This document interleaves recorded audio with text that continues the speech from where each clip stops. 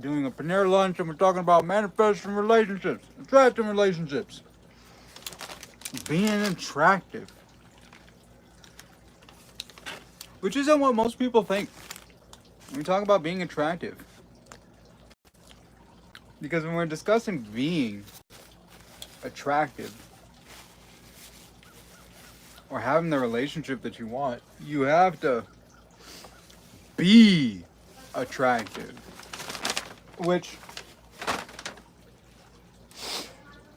most people equate to like how they physically look, but that's not the case. Hey, what's up?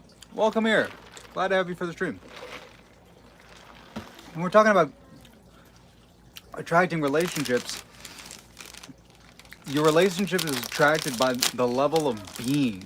Like, how do you feel yourself? Because the way you feel at any given time is broadcasted and radiates around you. If you're a happy-go-lucky, enjoyable person, people will feel that and they'll be attracted to how you feel. If you feel good,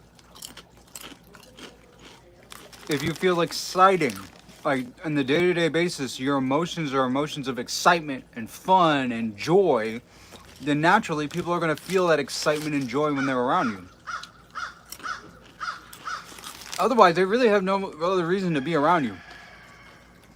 So if you're trying to bring in a relationship, one thing that I have to like drill into people's heads if they get into sessions with me or they're in my comments for the videos, I have to drill in their head like, yo, be attractive. Not like how you look, but how are you feeling? Because if you're in a constant state of like sadness and loneliness and, oh, I want this person, that's not attractive. It's not an attractive state of being. It is repulsive because nobody wants to be around that kind of energy. No one wants to be around the energy of dread and longing and, oh, please come see me. No. People want to be around a joyful person who doesn't need to have them around. Someone who just exudes like the sun, this warm, loving energy. Hey, Steffi. Hey, Maria. Hey, Mariah. Yeah, when you're in this warm, loving energy where you feel good most of the time. Yeah, Jarvis. When you feel good most of the time, people want to be around you because it's enjoyable. It's like, wow, this person really is good. Hey, Mariah, I'm doing good. Having lunch with you guys, and I decided I was gonna do a stream because I need to record some videos for you guys, and I'm like, let me just shoot something real quick where we talk about relationships.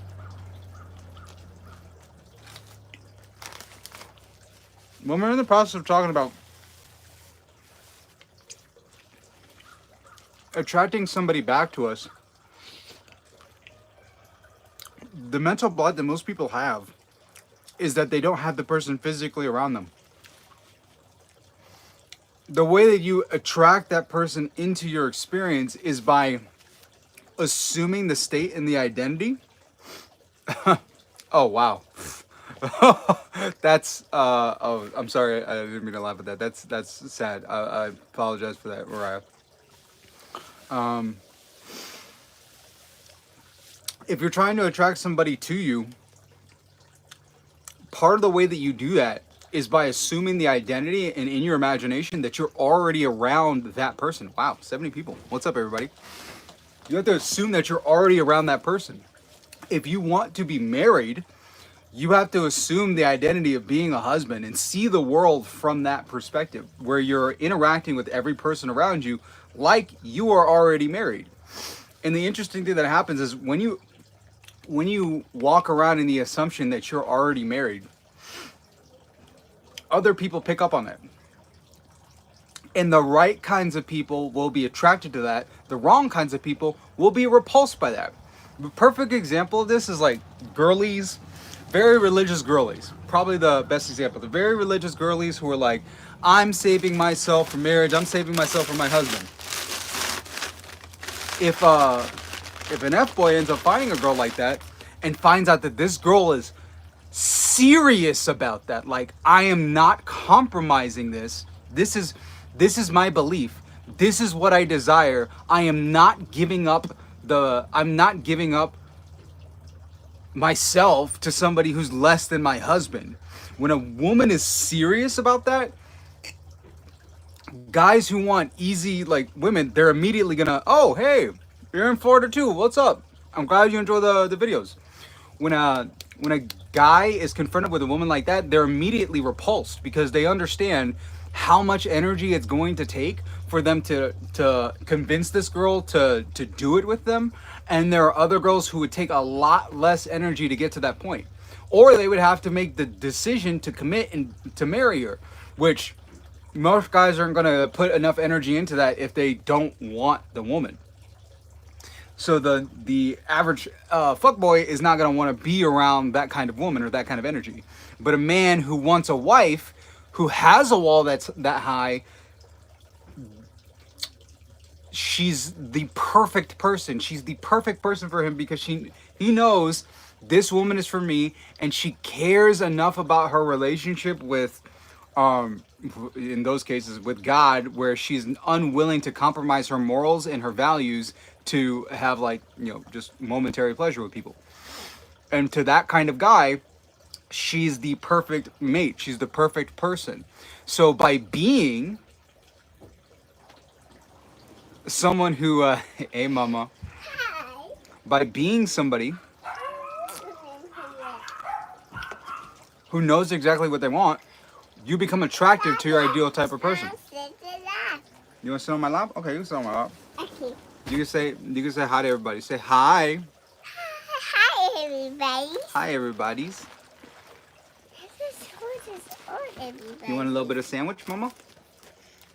Oh. Everybody, this is Sophia. No, I have not seen Bigfoot.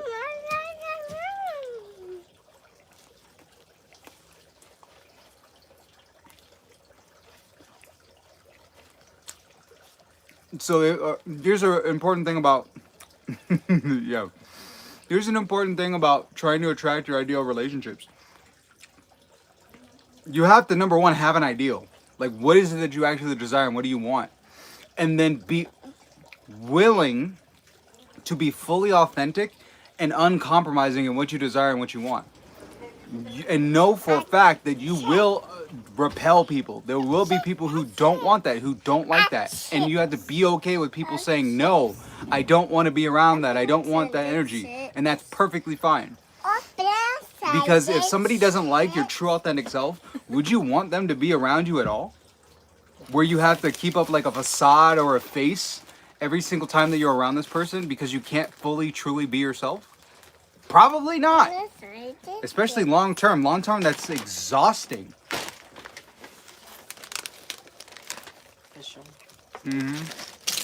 Oh, you dropped the chippies, Mama. You dropped the chippies. Let's pick it up. You're lucky we got more chips, Mama.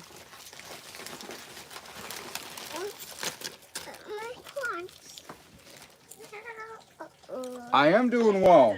I'm having lunch with my family and hanging out talking to you guys about relationships. Of course I'm having doing well in life, enjoying all this. Picking up chips that my daughter just dropped. Okay.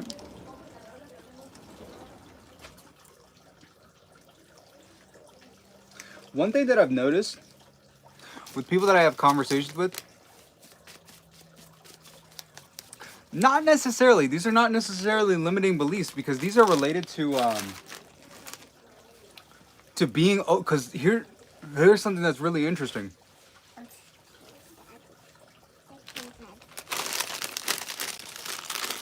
When you want chips, I got other chips for you here. Just make sure not to drop these, okay? You gotta keep these in your hands.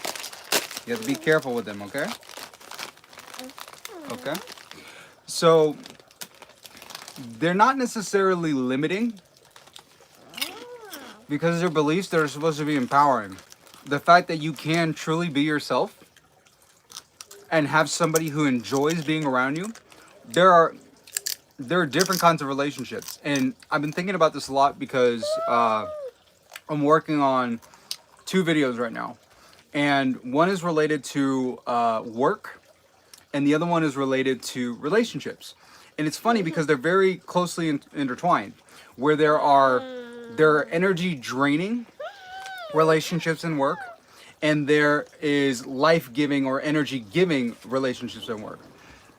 And if you're ever doing any sort of work, the best kind of work for you to do is work that is energy-giving. Where in the act of doing, I'm not Indian.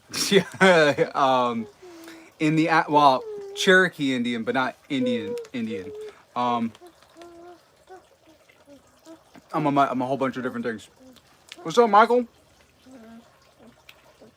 There are draining and giving in both relationships and business. The best kind of work for you to do is work where in the act of doing it, it produces more energy for yourself.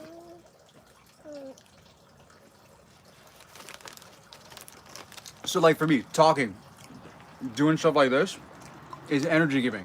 That's why you'll see me go on a stream and I'll be talking for like 4 or 5 hours. And I'll feel like I have more energy at the end of it than I did at the beginning because I just enjoy talking. It's one of the things I love the most. Hey Jeff, what's up?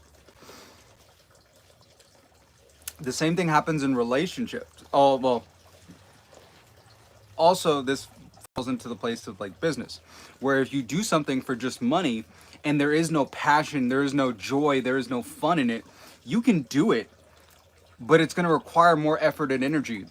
Whereas if you were doing some sort of work that was uniquely suited to you, you would excel at it far easier than anybody else.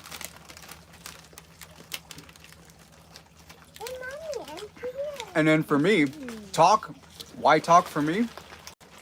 Because naturally the way that I'm wired and built is that I like telling stories. Storytelling is a very big thing for me. Yes, part Haitian, yes. I am Haitian, Black, British, and Cherokee Indian. And German as well. I'm glad you like the sandwich. What is it? You like it? It's good? Okay. How am I acting like Tate? I'm eating food. I'm talking about doing life-giving work. You don't want to do work that feels like effort. You want to do work that feels life-giving, where you feel as though that this is the stuff that you're uniquely designed to do. And when you make that transition to do that kind of work, it will most of the time require you to like gain certain sort of skills. But making that transition long term is probably one of the smartest things that people can do in terms of wealth. So like for me, since I started monetizing this channel, I've started monetizing the channel around September 20th. I've already done around $27,000.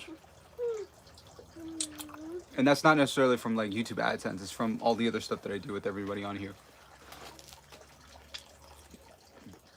And it's because it's the work that I'm uniquely suited to do.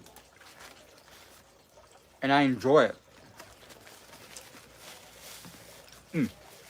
Now when it comes to relationships, you can be in a relationship with just about anybody. But not every single relationship is created equal. There are certain relationships where they will feel like much more effort. And other relationships... Hi, everybody. And other relationships which are life-giving, where you enjoy being around each other, and just the act of being around each other and how you talk and interact makes you feel more empowered. So even if people come to me talking about their SPs, the questions I ask is like, what is your ideal type of relationship? And what's your ideal type of life-giving relationship that you want?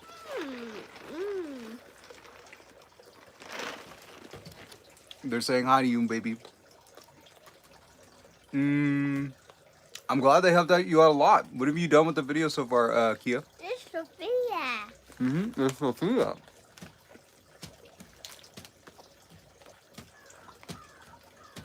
It's really good.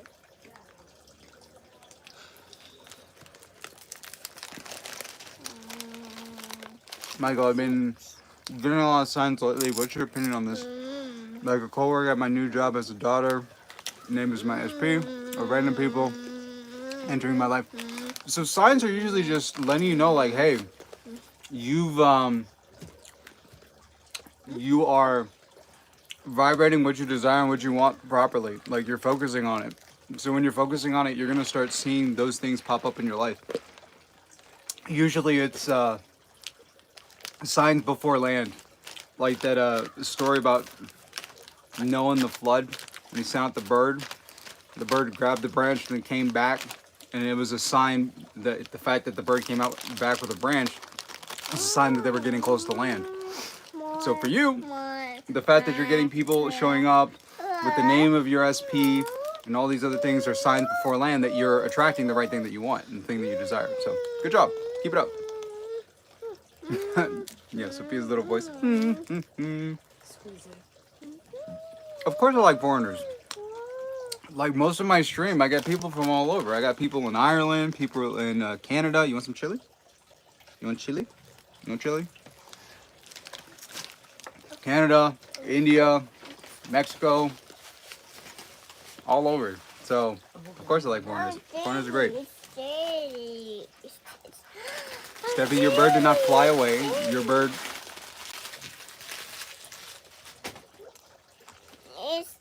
Emir.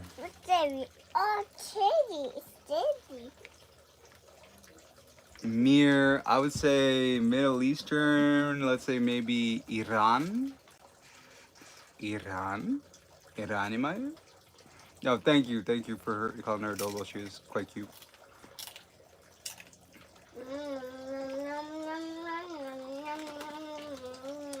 Your videos help me understand manifesting much easier and work more on healing my limited beliefs that go to my childhood. Yeah, that's the big thing that I love Neville Goddard's work and a lot of the older manifestation work, but there's a larger number of things. That's the caprese sandwich there. That one. That's caprese. Yeah.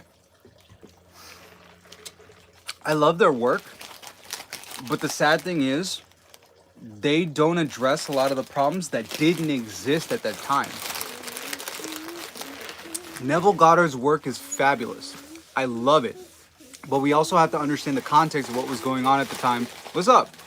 We also have to understand the context of what was going on during that time, because he was talking during the 1930s and 1940s. During the 1940s and 1930s, families were still a very big thing. I don't even know if I like sardines. I've never tried them. I've always just been against them. Families were still a very big thing. No-fault divorces didn't become a thing until 1969. Excuse me.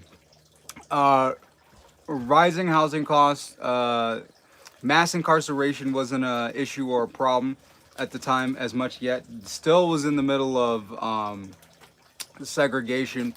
So those were, big issues that still existed during that time. And as we grew, like over the past 50 to 70 years since then, we now have issues related to people who've been raised in single-parent households, the amount of trauma that comes from that, the effects of having step parents on like a person individually, widespread corn, that was never a thing. The amount of content the average person consumes in a day-to-day basis, especially with social media. So all of these things never existed at their time. So when it comes to trying to manifest, these are things that need to be like considered and discussed, because if you're trying to talk about manifesting relationship, you're going to have to deal with your family trauma if you want your ideal relationship. Because what I've noticed with people I've had one-to-ones with is anytime we have a conversation with somebody and they say, hey, I want to be with this person is somebody I want to get married to. Once they get to that point, usually the person ends up disappearing. The reason why, all of that negative association, those fears and those, all that stuff comes up immediately as they get married to this person. And it's like, oh, that means that I'm going to be in the position of my mom. They're going to be in the position of my dad. So any stuff like being anxious, attachment, avoidant attachment, all these things related to like the core mother and father wounds, this stuff is going to come up and they're going to be freaking out. And that's why there usually ends up to, being a split or a break around that time. And that's what I've noticed.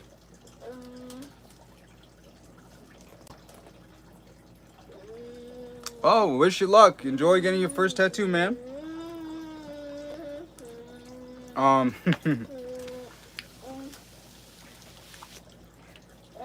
That's the thing I've seen again and again, is that happens when the person realizes this is going to be my person. All that stuff comes up and they have to deal with it. And at the time during Neville Goddard, that wasn't as much of an issue. That really wasn't as much of an issue. And people, he didn't have to deal with people wanting just casual relationships either, because most of the time people just wanted to get married. So when it came to manifesting relationships, he wasn't trying to manifest text messages or situationships. He was teaching people how to manifest getting married. And because getting married includes like so many things being intermingled in your life, just the act of imagining being married was much easier than just regular run-of-the-mill relationships. To the floor? Yes. Yes. So if you're deciding that you want to have the right kind of relationship, you got to deal with all that negative stuff. You have to, and most of the time that also requires you to cut off social media. One of the things people don't realize is that the algorithm is designed to keep you in the same mental state. The algorithm for any of the apps, whether it's YouTube, IG, TikTok, anything like that, the algorithm is specifically designed to keep you on the platform as long as possible. The way that they do that is they analyze your watch history, gather all of the data points related to the videos that you watch and how they're tagged. So they look at the topics, which is a tag, the subjects, the things that you like to consume content on, and they're going to serve you up more content based on that. Which means that if you're in a certain like mental or emotional state, they're going to keep serving you up that same kind of content again and again and again and again and again and again and again, keeping you in the same loop. But if you desire to have your life be different, you can't go back to thinking the same way. So if you're trying to manifest something different in your life, hello from the North Pole. Hey, what's up, Santa Claus? If you're trying to manifest something different in your life and you're still consuming the same content, that's not going to work. So for most people, the most important thing to do is to go on a mental fast or a mental diet. That's why stuff like monk mode or just deleting social media or deleting the apps off your phone and going on a social media fast is so freaking powerful, because once you do that, you cut yourself off from inputs that would keep you thinking in the same way that you were before. Where are the gifts, Santa? Everybody wants the gifts. So if you're trying to attract relationships, one of the things that works really well is just like cutting off social media. So you stop thinking in the same patterns again. You read books. You go out and you enjoy life with people around you. Even if they're not like your ideal person, just spend time enjoying yourself and being around other people you enjoy. How do you like the food? It's good. It's real good. Yeah, the French dip was exquisite. I'm glad it was exquisite. I love being with you guys.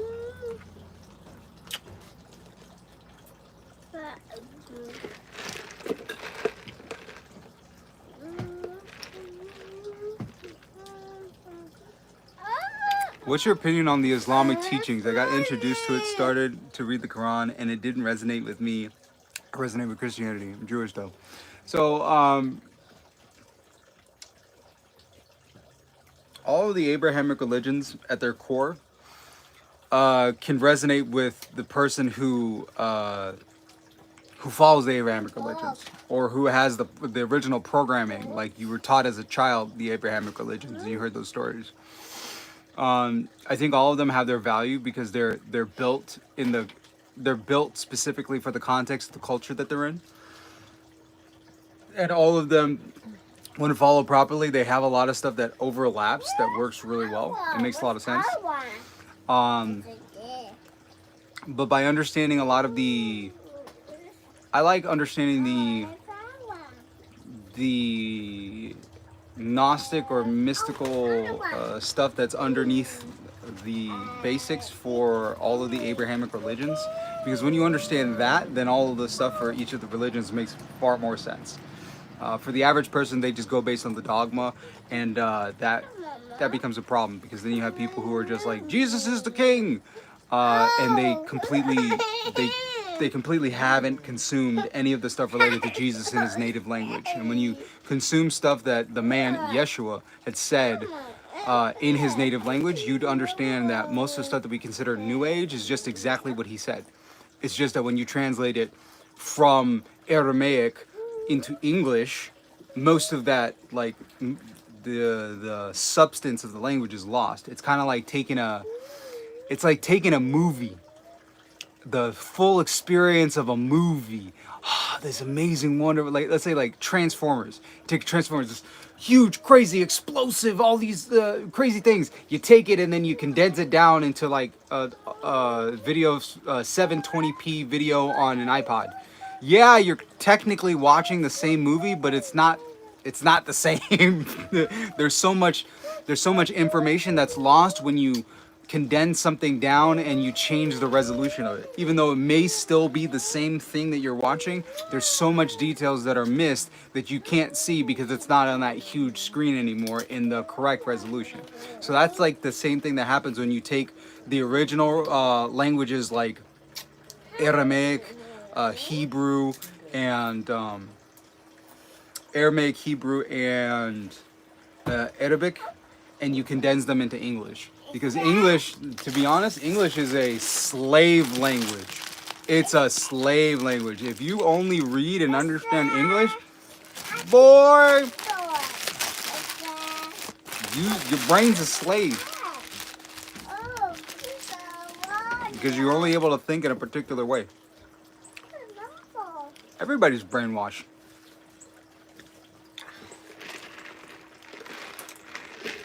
I look like I talk to ghosts. No, I don't. I don't talk to ghosts. It's not my thing. You can do it. I wouldn't suggest it though. I would most definitely not suggest it for most people.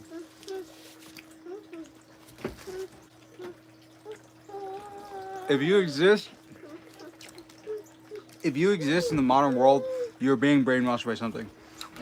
To say that you are not is to be ignorant of the influences that you have inside of your life. The fact that you're on YouTube right now, I know for a fact that you're brainwashed, because for YouTube and most media, if you're online, period, do you know how many ads, like, write down in the chat, do you want to take a guess how many ads the average person sees in a day? Take a wild guess. How many ads do you think the average person sees in a day? What's up, Norbert?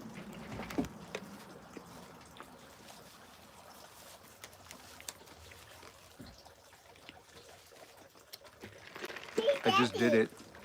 Daddy, interesting. It's Moody. It's Moody. I'm interested. You still see ads. Being unconscious of the influences that you have in your life does not like negate those things in your life. 20. Low guess. So the number is actually closer to anywhere between 6,000 to 8,000 ads a day. Even if you have ad blocker on, you're gonna end up seeing stuff. So when it comes to the consumption of ads, those things are influencing your mind. The fact that you're consuming content, that's an influence on your mind. Whether or not it's an influence to get you more deeply entrenched into your own thinking or to move you into a new way of thinking, you're constantly being brainwashed and influenced by other people, always. That's the only thing that is guaranteed when you consume media, is that you're going to be influenced in some way, shape, or form. And the fact that you're consuming something that's algorithmic, which means that it's going to serve you up the same kind of content again and again, is the core of brainwashing. It's the act of consuming the same thing again and again and again and again and again. So by consuming anything that's algorithmic... Oh, it's a buggy? You telling the buggy go away? It's okay. Here you go. Thank you. I eat slime. I eat slime. Mm-hmm.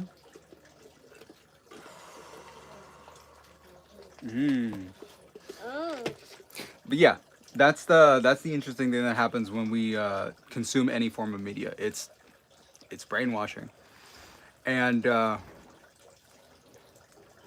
yeah, it really is impossible not to, unless you're gonna live out in the middle of nowhere, not connected to the internet. But just being aware of the Mama, you have to leave it down if you're going to drink it. You can't lean it over. What about consuming what you want to manifest? Ah, interesting. If you consume something related to what you want to manifest, that is actually something that is very helpful. But you have to be very concise about what you're consuming. And that's why I think paid media, and I'm not talking about like advertising, but like paid media is some of the best things you can get, which would be like buying a book, buying an audiobook.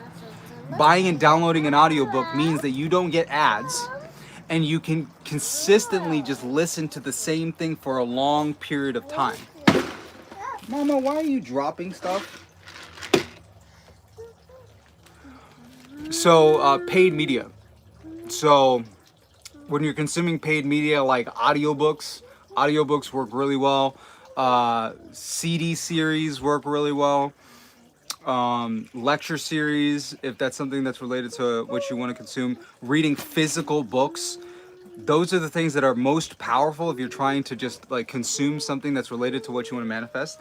Some of the best stuff for you to consume would be autobiographies of people who live the type of life that you want, because you're quite literally mapping your brain after the thoughts of the people who live the life that you wanted. So if you want to be like a professional chef, reading an autobiography from a professional chef would be like one of the best things for you to consume, because you're quite literally mapping your brain in the same model as a professional chef.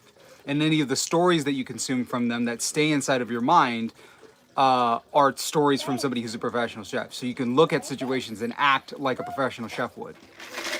And this goes for just about anything that you want, whether it's a really good relationship, whether it's building a business. That's all the same. Like, for instance, I got Alex Hormozzi's $100 million leads. If you think about what this book actually is, it's quite literally Alex giving an autobiography and a breakdown of the systems that he uses in his mind and teaches other people with his stories, teaching you how to build marketing system for your company. So anybody who consumes a book like that and starts to think like that will get the same results as a person like that. Are aliens coming? You know what's freaking funny? If you paid attention to Congress, they literally, like, what was that? Maybe a few weeks ago, they had a hearing where they talked about aliens. They talked about, what is it, UAP? Did they say UAPs? They didn't say UFOs. They used another term.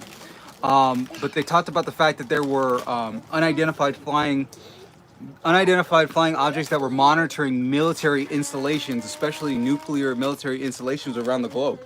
And then the fact that there were tons of instances where people were tasked with the recovery of alien craft after they had landed. And there were quite a number of people who were on government disability for injuries that were related to these crafts. So if you have people on government disability leave for this, that wouldn't be happening if there were no aliens. So that happened in Congress. You could search that up. That happened recently. Well, it depends. What kind of life do you want to live, Benjamin? That's one thing that you have to do. You have to decide what kind of life you want to live. For me, my stuff has to do with the content, speaking, and writing books. So for me, it's being an author and a speaker. So the people I consume stuff based on, people that I love reading stuff based on, would be like Isaac Asimov. I love Isaac Asimov stuff. James Patterson. Excuse me, who else? Frank Herbert. Frank Herbert's the guy. Not Ralph Waldo Emerson. Excuse me, not Ralph Waldo Emerson was the other guy. I love Alan Watts. Alan Watts is another one that's really big on my book. So for those kinds of people, I consume their stuff, and also Neville. I love consuming their stuff because they live lives similar to what I want to do. They do work that's similar to the work that I want to do. Yeah, Jenny. I pay for premium. Premium is probably one of the best things that you can ever get for YouTube. I have, I'm telling you guys, I've had it for what, like 2 years now, and anytime that I go back to look at like regular YouTube, I'm like, oh my gosh, this is what people have to go through. Yeah, Premium is probably the best investment that I've ever made when it comes to just like maintaining my mental health and keeping money in my bank, so I don't have to see ads all the time. Yes, you are being brainwashed right now. That is correct. What do you mean by what's the threshold for consumption? Anything that you consume repetitively, or especially if it's based in the same type of belief system, is going to feed into you continuing to think that way. I don't know whose life you want. You gotta decide what kind of life you want. I recommend 8 days for anybody who wants to manifest marriage. Oh, it's on Audible. That'd be a really good one. Unidentified aerial phenomenon. Yes, UAP. Thank you.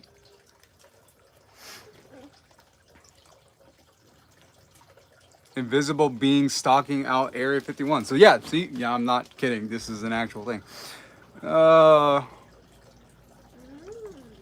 Okay, Kenny. Well, I mean, it's supposed to be a lunchtime stream, so please feel free to eat along with me. Do we have the other straws, or did she throw them? There's other straws. I mean, where's the straws that she had? Because I want one of them. Is there another way to make things happen except manifestation, like esoteric stuff? Well,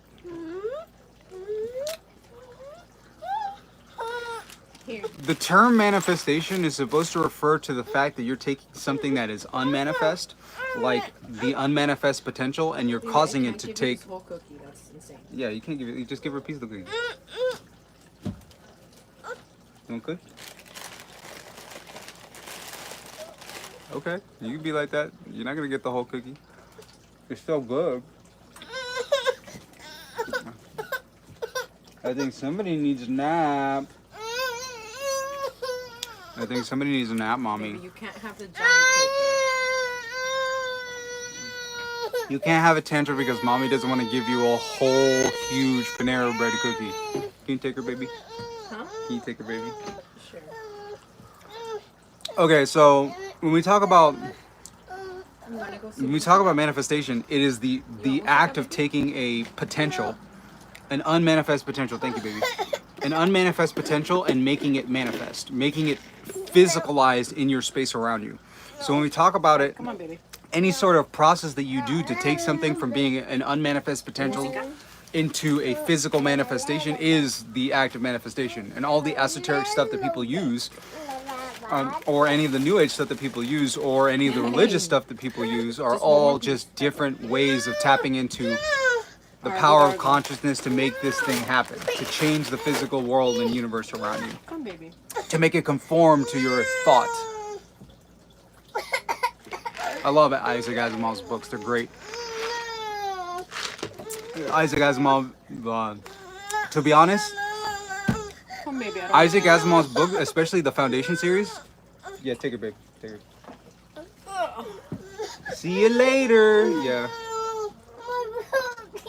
Your cookie? Oh, please.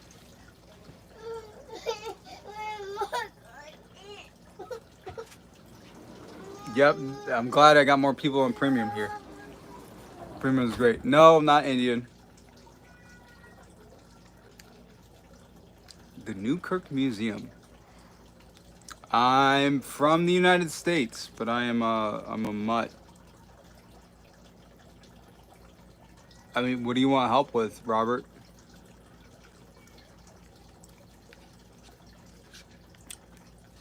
You gotta be more specific. Do you want help changing your tire? Do you want help? Like, what do you want help with? Hey, somebody from Kenya, what's up?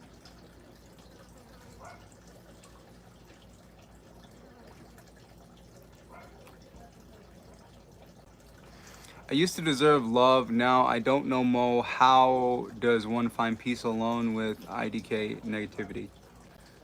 Well, Number one, every person is deserving of love. Whatever you've done or experienced does not exclude you from accepting and receiving love. You have the ability to cut yourself off from experiencing love, which is what a lot of people do, but you are not unworthy of love. No, that's not a weed plant.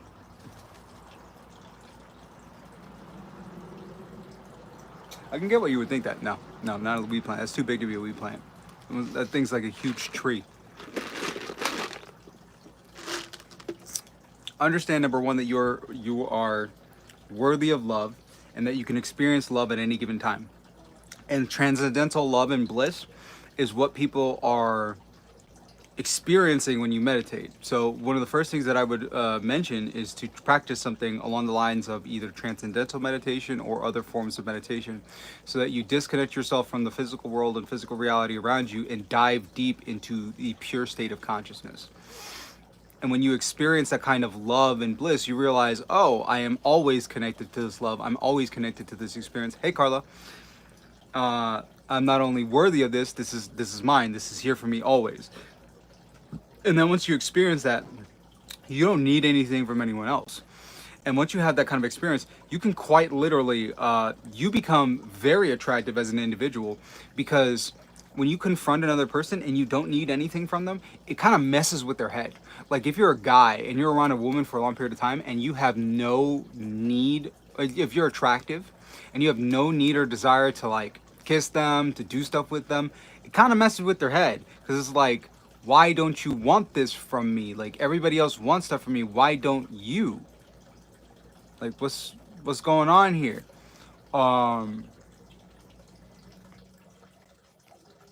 And for women who use like their sexuality as a weapon to get people to do stuff, as a guy who doesn't need that, that's kind of scary, because you're taking away their power.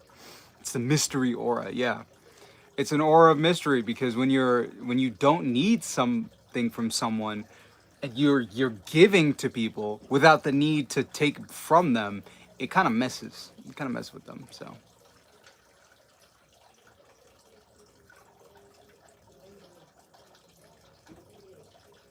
well, then keep doing it. Money tree, money tree.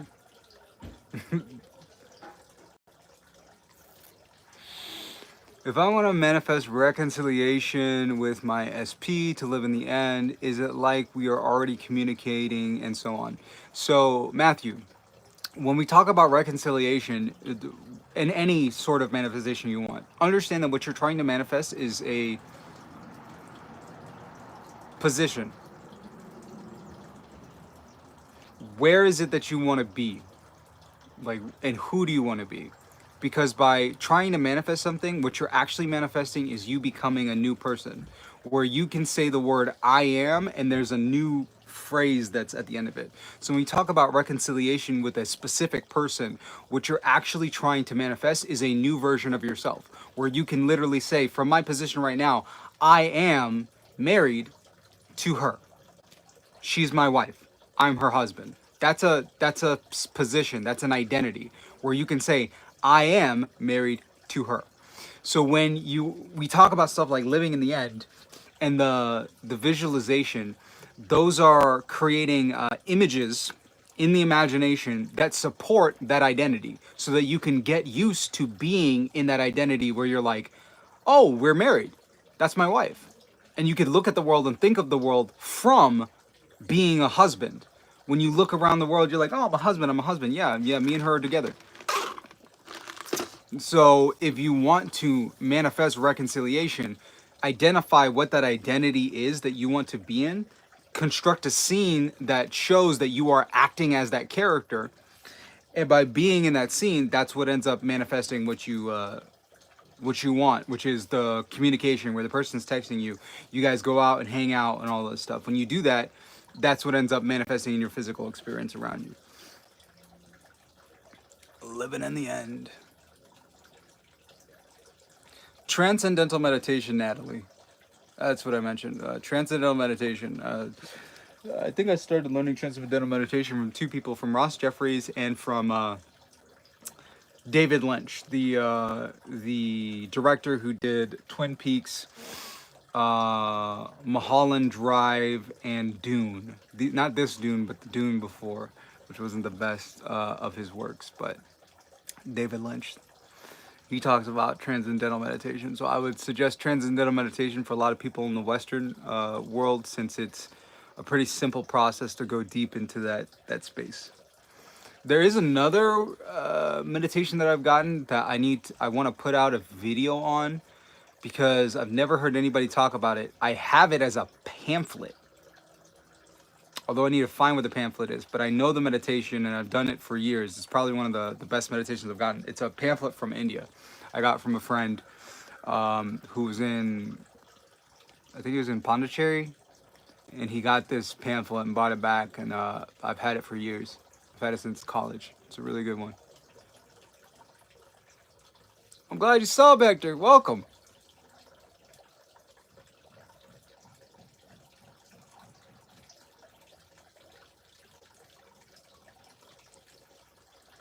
Punishment and penance. I mean, you don't have to go all Catholic like that, dude. You don't have to put yourself into a state like that. If you want, nobody can stop you from punishing yourself by creating loneliness. It's 100% your choice. If you want to create that, then by all means, that's all on you. But if you want a different kind of life, that's also on you. You can decide whatever life you want to live. If you want to live a life where you feel as though you're punishing yourself for something that you feel guilty for, I can't stop you, neither can anybody else. But if you decide that, you know what, I am worthy of forgiveness, which is probably one of the most powerful things to do and important in trying to attract relationships, is like giving yourself forgiveness.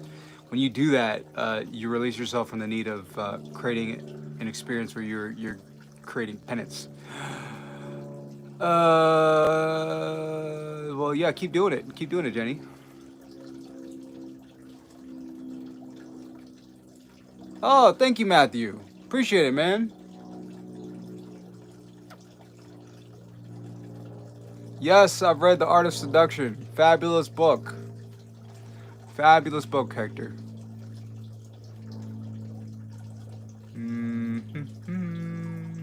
Got a necklace from SP and used it to manifest.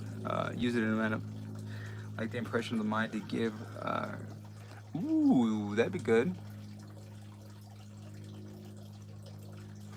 Yeah, having physical objects are very powerful. Physical objects become artifacts that you can use for a bunch of different things. So yeah, you could use it for that, Michael. People really do underestimate the power of memory and trying to use your imagination. Because if you're trying to manifest something different, the best thing to do is to pair it together with something that you already know, that you have in your imagination. Hey, Jamie, thank you. Appreciate you subscribing. I don't think I've really heard many people talk about it. Maybe Neville may have mentioned it before. I haven't read it in any of his books. But if you're trying to construct an imaginal scene and you have one element that's an unknown element, like something that you haven't experienced before, the best ways of trying to give the tones of reality to that experience is by imagining things that you already have a memory of. So that's why it's very powerful for you to imagine, if you want to get married, having the ring and having a conversation with somebody that you already know in a place that you know. Because the place doesn't need to be constructed in the imagination, it's already in the memory. The person doesn't need to be constructed in the imagination very much because you already have memories of this person. So when having the conversation, the words may be a little bit different, but it's something that's in the realm of possibility, and it's easier for you to put the tones of reality in because you already have memory of that. And that's why I think that dream building is an extremely powerful process if you want to manifest something that you haven't experienced yet. So if you want to manifest a car, one thing that's super powerful is to go drive the car. Like either get it as a rental, test drive the car over at the dealership. Any of those things work really well because you get to sit in the actual car and experience what it's like to hold the steering wheel, to smell the interior of the car, to feel the leather against your legs, to adjust the seats in the way that you want. having it as a rental gives you the chance to see it in your driveway. So it's super, super duper powerful. Release. Oh gosh. I'm talking about the act of manifesting and using your imagination and using your memory. So if you're trying to manifest something, the best way to make it easier is to go as close as you can physically to the thing you want to create and gather as much memory as you can of that thing. Oh, why, thank you, Shane. I appreciate it. I've gotten many biblical figures before. I've gotten Jesus one. I've gotten Moses. Moses is another very popular one for me. I've only got one Samson before. Samson! We were at Walmart and some dude was like, "Hey, Samson! Oh, you got a Samson there." I was talking to my girlfriend at the time. He's like, "Hey, you got a Samson there." Yeah, so that's one of our funny moments there. The thoughts on Joe Dispenza's work. I'm reading the Breaking the Habit of Being Yourself. So George, I love Joe Dispenza's work. Joe Dispenza has taken processes from Eastern philosophy like Kundalini meditation and relinquishing yourself to the void and brought it to a Western audience using scientific terms. So he's modernized and taken these ancient practices and put them in language that people who have like a more Western viewpoint can consume. So I love his work. It's great. I do his meditations. I've done them. They work fabulously because ultimately it's about changing how you feel. And he teaches how to actually move the energy from the lower centers of the base of the spine up to the top of the head, which changes the polarity of the energy systems in the body. So when you do that, it's much easier for you to like put your energy into an imaginary image or to a feeling that you want to create inside of the body. I haven't gotten a Buddha comparison yet. No. All my stuff is always Abrahamic. It's always somebody from the Abrahamic religion. So most of the time, Moses is super powerful. Jesus and Moses were the ones I got the most. Why would you think I'm like Tate? I'm not telling people to go out and like screw women and what color your Bugatti is. Like what? And to be honest, I'm actually against a lot of, as somebody who at a younger age was definitely into the philosophy of the red pill, I'm against that at this point. Because I'm actually not a fan of people doing like the whole boyfriend and girlfriend thing. Y'all can clip this one. Boyfriends and girlfriends, weird as hell when you really think about it. Because what you're actually doing when you have like a boyfriend-girlfriend situation, it's a verbal body rental contract. You're renting out another person's body for like a certain period of time. And that's weird as hell. Especially considering that you don't have, there's no official contract associated with it. There are no special rights afforded to it except for anything that's discussed in the verbal contract between you and the other person. And most of those verbal contracts will end up, finishing in a detrimental fashion for both people in the situation because there is no compensation for the break. And then you have all of the social ramifications that end up like popping up from it. So it's like, do you really want to rent out your body to another person without having any sort of contract with them? I'm talking about manifesting relationships. But this is just me talking about somebody mentioning me being like Tate. And I'm like, no, very different. Because I'm like, nah, if you want to be with somebody, your decision to be with somebody, and I think this is part of the reason why I think this way is because I come from a very large family, like very large. My grandma is 99. She's turning 100 next year. My grandmother had 8 kids. Altogether between her kids, grandkids, and great-grandkids, my grandma has around like 72 people who've come through her. And because she's older, I get to see people at the end stage of their life, in the middle game of their life, people in their 50s, 60s, and 70s, because all my aunts are way older. And I get to see, over my life, I've seen what happens to their lives in the late stages and what happens around there.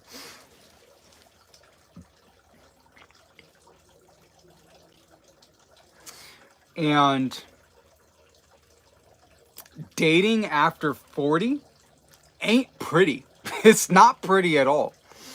And if we're talking about like late stage life, the thing that's beneficial, especially for my grandma, because my grandma doesn't have any friends. All of her friends are dead.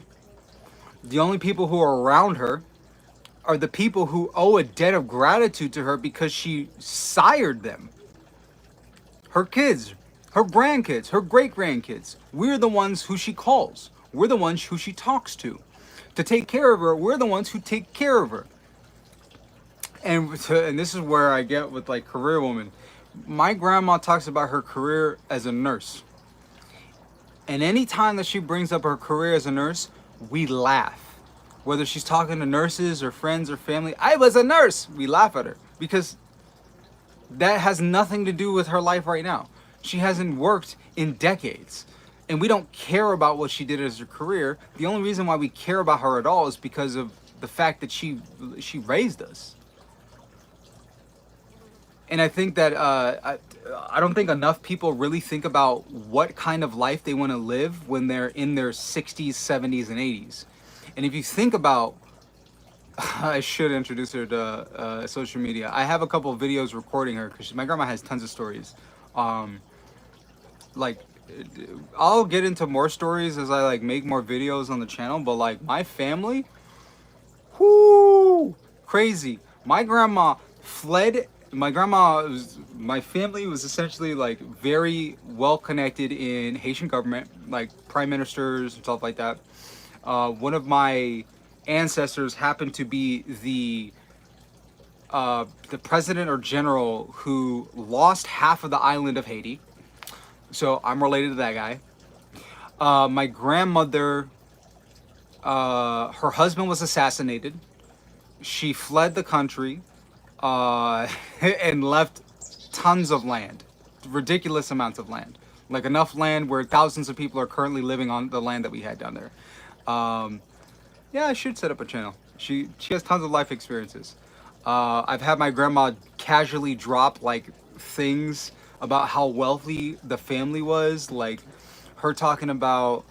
I was having a conversation with my grandma, and she was like, "Ah, yes, I remember being at my father's house, and when I was at my father's house, I would love to be in his office on the 3rd floor." I was like, 3rd floor? What you talk about 3rd floor, grandma? She's like, yes, the 3rd floor, and I would look out of his telescope that he had. I'm like, telescope? Okay, grandma. And she's like, I would listen to the sounds of whoosh, whoosh, whoosh from the water of the.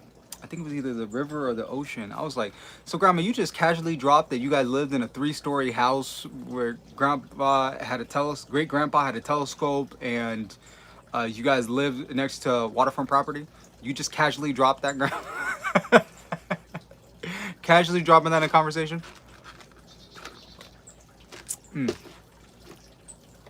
No, not regard. Gerard was the last name. Family last name for that one. Okay, totally lost my train of thought.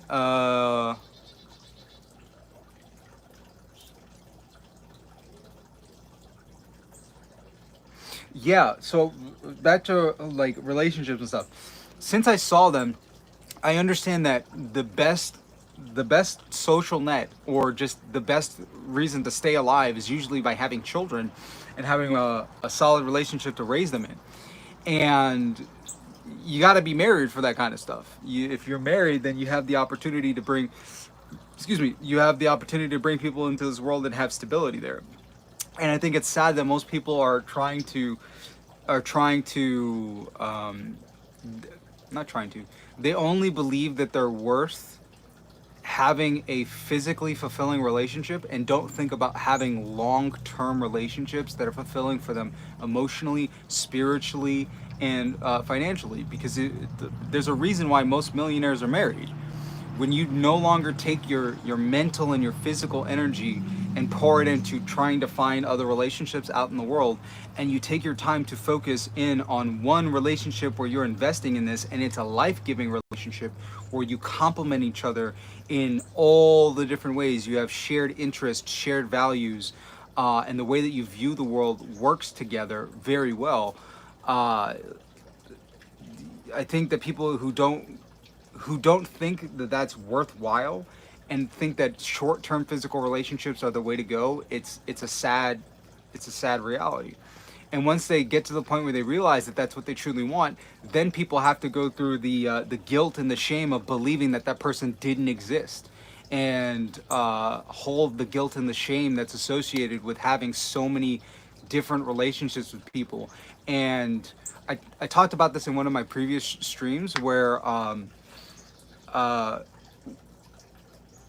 previous physical relationships do come with shame and guilt, whether we want to like admit it or not, and it's uncomfortable. Like, that's the reason why women don't talk about the number of partners that they've had, because fundamentally they know there's some form of shame, there's some form of negative emotion that comes up within them and the other person that they're talking to, especially if that person is interested in having them as a long-term partner. And if they were truthful and honest with this person, they know for a fact that that would hurt them. And when people have like crossed that threshold of having multiple partners, then usually people don't feel as though that they're worthy of the type of love that they truly desire, because it's like, why would somebody love me? I don't believe that this person exists, and if they do exist, why would they want me? So yeah, when it comes to long-term relationships, like the way that we've been doing it, it really messes up, like it really messes up people's prospects for long-term relationships, unless people learn processes for forgiveness and forgetting and letting go, which is difficult to say the least. Very difficult.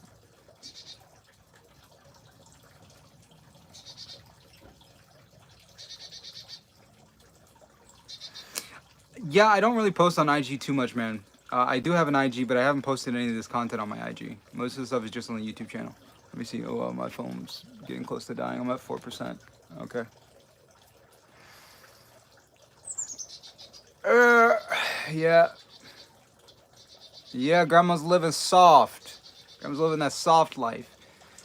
Yeah, I feel bad for the women that I know that are in like their 50s and 60s and they're not paired together, because once you get around that age, your physical attractiveness is mostly gone at that point. And the best times to get into committed relationships are like in your 20s and your 30s, because if you do that, you physically look great, you build that connection with somebody, and once you get into like your 40s and your 50s, it's no longer about being physically attractive. It's the fact that we have so much shared history together and we work together so well that we're building this loving, wonderful life together. And it doesn't matter how you physically look, because your looks will decline. You will get wrinkly. You will get your body's not going to look as great. That's just a fact. So the best thing to do is to use your youth to get the best kind of person that you can, and then grow together with them to have a life. Because even in times of hardship brings people closer. Decide that you want to get married. Like, decide already. That's when my wife was stuck. She has a hard time forgiving. Well, so this is, I talked about it in the last stream. The most difficult thing to teach a person how to do is to let go of something that they hold on to without their hands. Because when we talk about holding on to emotions, grudges, anger, or memories, you hold on to it, but without your hands. So like, how do you teach people how to let go if they're not holding with their hands? And that's why we need stuff like spiritual practices, karma cleansing practices, because we need those practices to let that stuff go.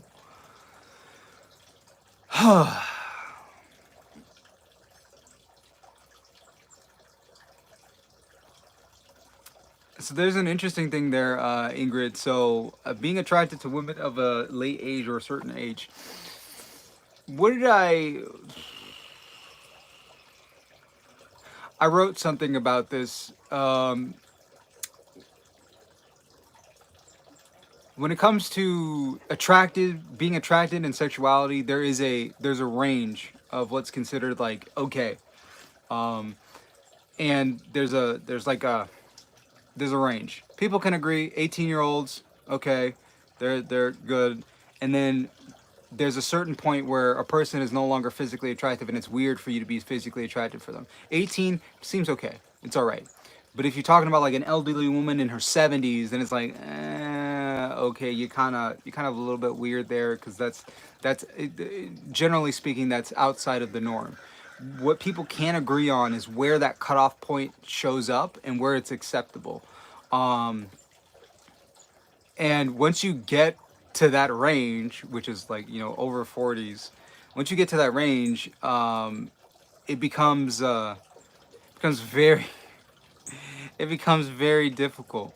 And of course, if people can be attracted to people above or below the acceptable scale, but those would be people we consider deviants because they're deviating from the norm. And it's perfectly, well, it's not, it's always perfectly fine. It's what happens and what exists, but people only expect for you to date or to be sexually interested in people who are within that range. And when it comes to, I guess, sexual acceptability for women, it's usually pre-menopause, because if you're sexually attracted to somebody, it should be within the range of where you're going to procreate with the person. Because if it's outside of that, then people know that your desire for being with them is not, you don't have the plausible deniability of being like, oh, you're with this person because you want to have kids. After that point, it's like, no, you just want to do it. And I guess that's part of the reason why it's a deviation. You're deviating from the norm, because at that point we're out of sexual maturity. We're in the point where they're moving into being an elder, which I think is a sad thing, that people are not okay with transitioning from being an adult into being an elder. We should respect our elders. Elders are very important. They're supposed to be the ones who paint these pictures and teach us these things. And if we had more elders who were talking about this stuff publicly, I think a lot more people would be acting the way that they should in terms of relationships, business, and anything else like that socially. Let me go inside and start charging you guys before you die. Oh, wait, hold up. No, I got a session that's going to. Anyway, I'm going to have to get out of here. Love you guys. I'll answer questions later on. Oh, well, actually, let me answer them real quick before I hop off. Just throw my phone on the charger. Okay, what do we got here?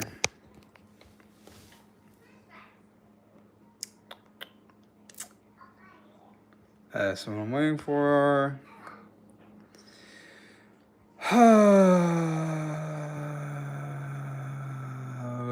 Dang, man. You do not have to have that, man. You can. There are plenty of people who get old and who are very sad and alone because they never thought or considered any of this stuff. I've known a lot of them. I've spent a lot of time volunteering in old folks' homes, and a lot of those people are very lonely. And if you don't have family, nobody comes to see you, and it's a very sad thing to see people who are so full of their stories, their life, their humor, and to see them disconnected and alone. And I would not wish that upon anyone. And I guess that's part of the reason why I push for people to be very serious and to seek out committed relationships, because otherwise, whether you know it or not, you may be placing yourself on the path where you'll end up like one of those lovely old ladies that nobody comes to visit. Yeah, I used to sit down and talk with in those rooms in those retirement centers.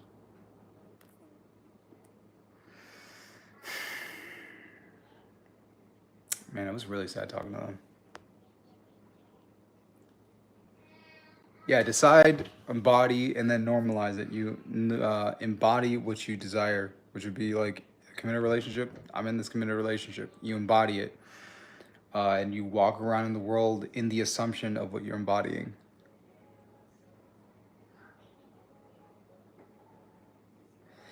How do you go about when you fall in love with somebody who has a lot of sexual partners and openly talks about it?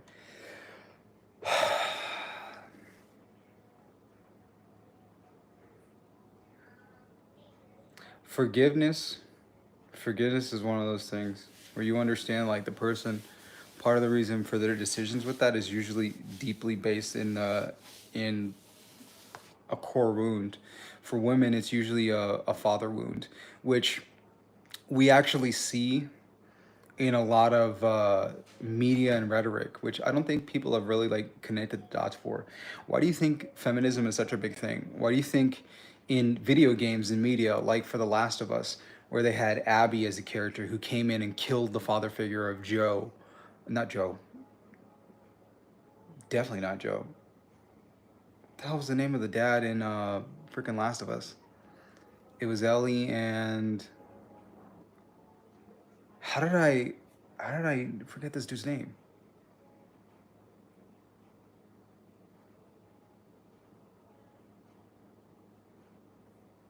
How on earth did I Ellie and dude, what was it? What is this dude's name? How did Joel. I was like, I know it was something with a J. I was like, Joe. I was like, Joe, that sounds close, but that ain't it. So Joel, she killed Joel. And people were outraged by it. And then we have a lot of media figures with strong independent women who are masculinized. And part of the reason for that and hate of men and hate of the masculine, I think is very deeply based in the father wound, like a failing of those male masculine figures in this girl's life. Where if you feel as though that you were failed by your father, where he didn't provide, he was not there emotionally for you, he was not there and it doesn't have to be all these things. It could be just one of them, or the appearance of it for you. He did not give you the love and the encouragement that you wanted, or he wasn't emotionally or physically available. By having that failing from the father, and not believing that there is a man to provide, to protect, and to protect physically and emotionally for you, and to lead, having a failing of that, like, of course, women are going to be angry at that. Of course, that's going to be the natural reaction to it.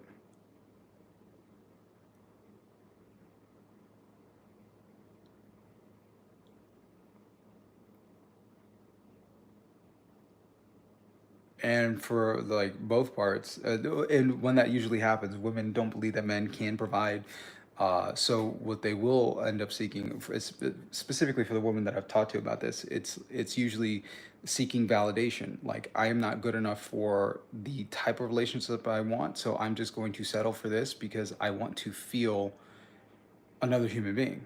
I want to feel the warmth of another human being, like somebody's there. I want to feel good, even if it's only for a night, which is sad because everybody's deserving of long-term relationships that are fulfilling with somebody who truly cares about them, who's willing to invest in them for the long term, invest in them for decades.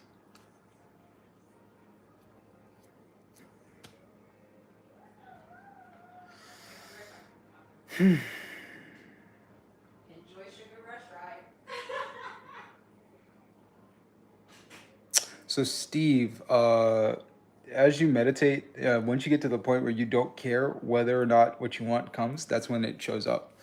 Because you've detached from the need, and when you no longer are in the state of wanting, that's when the thing shows up. Because when you have something, you can't have you can't want what you already have, and you can't have what you still want.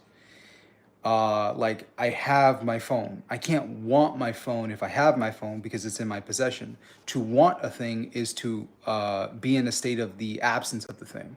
So any meditation or any sort of process that people use is to get them out of the state of wanting so that they can experience the having of the thing that they desire.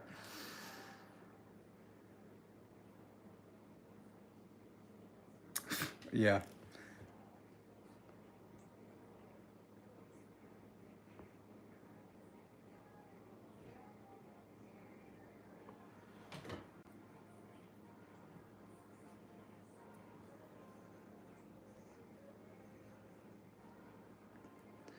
Here's one thing, Ingrid, with older women not being attractive. It's not that they're attractive. It's what are you attracted to?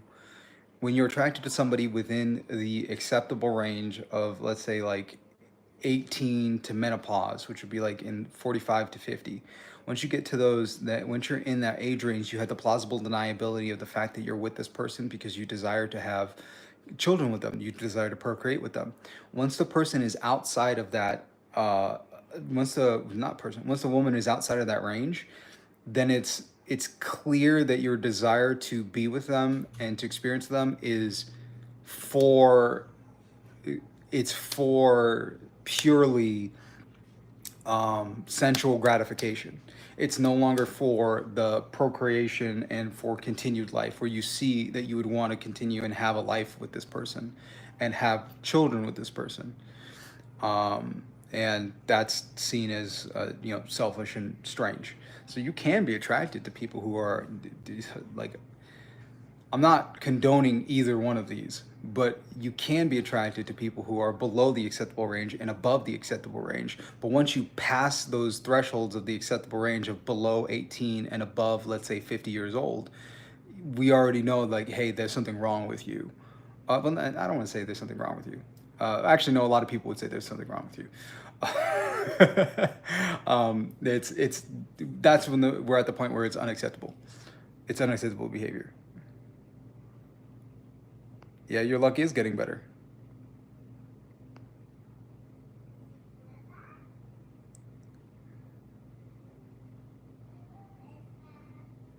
I don't want to say that anybody above a certain age is doomed. I just want people to understand, like, the dynamics and the nature of relationships change after a certain point. Just like the nature of relationships change once you move from, let's say, middle school and high school to college and adult life. The dynamics of the relationships are very different. Oh, there you go, Michael. That's a perfect example. Women who experience that and don't receive love from the father and have something as traumatic as that happen with the first person, the first masculine that's supposed to give them love and protection, the scar or the story or programming that they get is, I am unworthy of love. And they act based on that thought process until they go through the healing process, either through therapy or some other spiritual process to help them with processing what happened.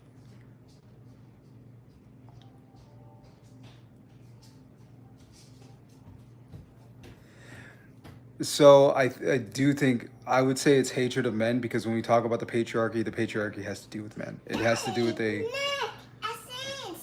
yes, Mama. It has to do with, when we talk about the patriarchy, we're still talking about relations between people, which would be men and women. And the hatred between men and women has to do with men in positions of power and women's relations to men in positions of power. And the first man in a position of power in a woman's life is the father. So that's why I think it stems from that first relationship or anybody else in a similar hierarchical. Oh, thank you, baby. Or it stems from somebody in a similar position of power that they had a bad experience with.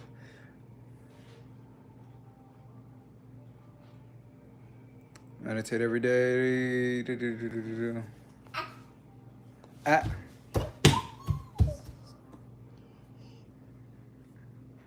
Yeah, once you move out of not being anxious, you can get whatever you want.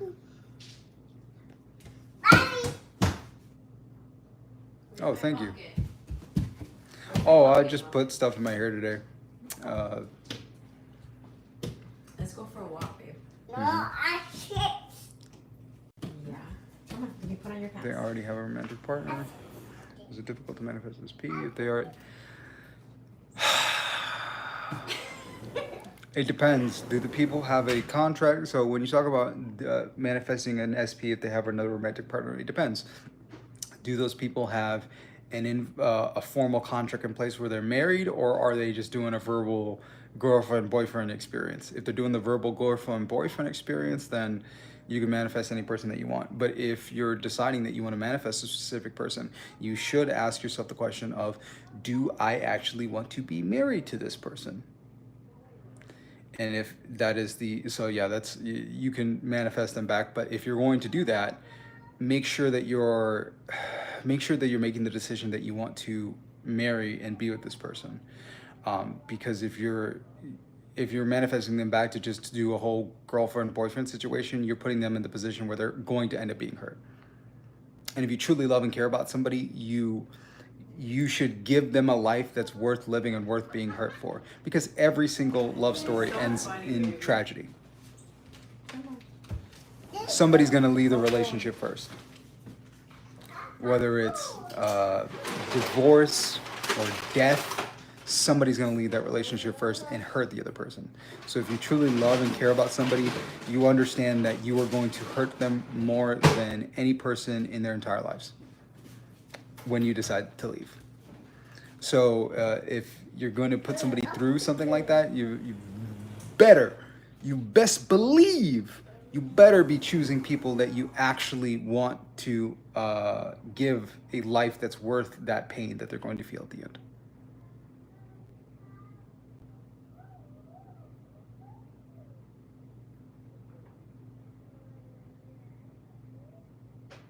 Yeah, that's funny.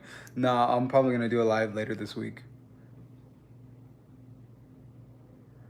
To be honest, not even religious. Like, this isn't even a religious thing. This is like really honestly thinking logically. If you think logically, any person that you get into a relationship with, you're going to hurt them. Period. You're going to hurt them. Like, think about that. Like, zoom out, look over time. If you date somebody, even if you date them for like 8 years, if you date them for 8 years and you guys break up for whatever reason, you're going to cause that person pain. You're going to hurt them. If you marry somebody, at the end of the relationship, you're going to hurt them, which could either be till death do us part, where one of you dies. And if you decide to be the person who dies first, you hurt them. They will feel the loss of not having you in their life anymore. And they'll go through the process of grief and sadness, having to bury you. We're going for a jog. Okay, baby. And when you understand, yeah, Quacky Duck. yeah, Quacky Duck's here. You want Quacky Duck to come too? Yeah, it is like karma. So if you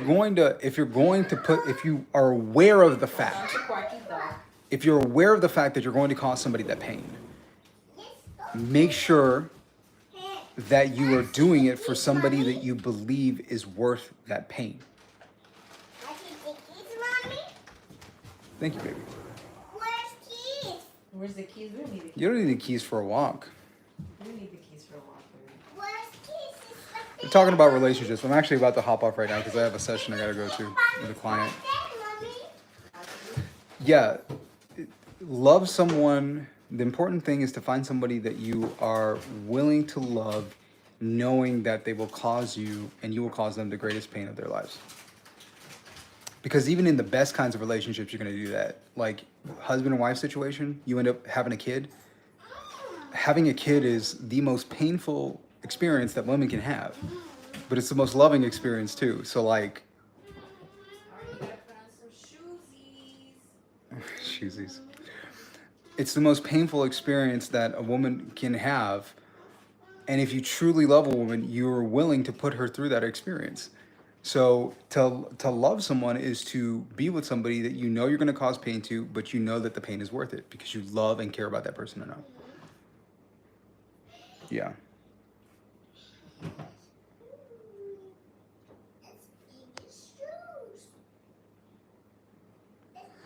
So not even a religious thing, purely logical. If you were thinking about the motion, if you're looking at the timeline of any relationship in life, if you love somebody, you're going to hurt them. Make sure that you're in a relationship with somebody who is worth that pain.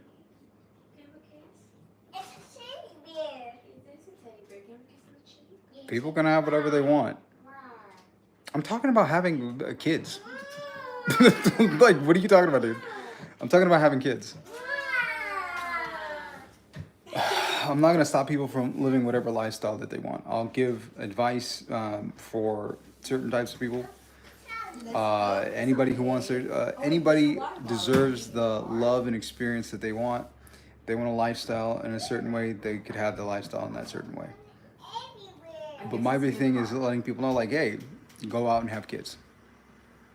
A majority of people want to have kids, whether they know it or not, and usually people who want to have kids who don't do it usually cite some like financial reasons for it, which is ridiculous. Oh yeah, totally. I forgot the question. I was just rambling. I do have to get off though. There's nothing.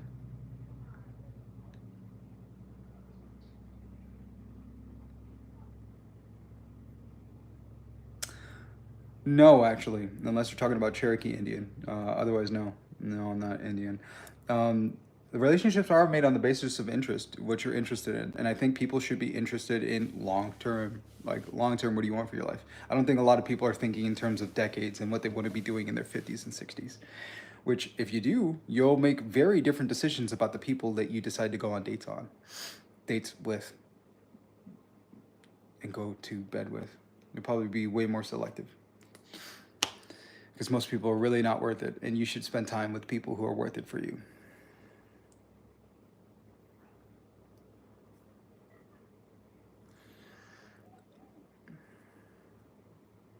North Indian because of the beard? Oh, that's interesting. All right, everybody. Well, I'll see you guys later. I gotta hop off. Hope you guys all have a wonderful rest of your day. I'll talk to you later.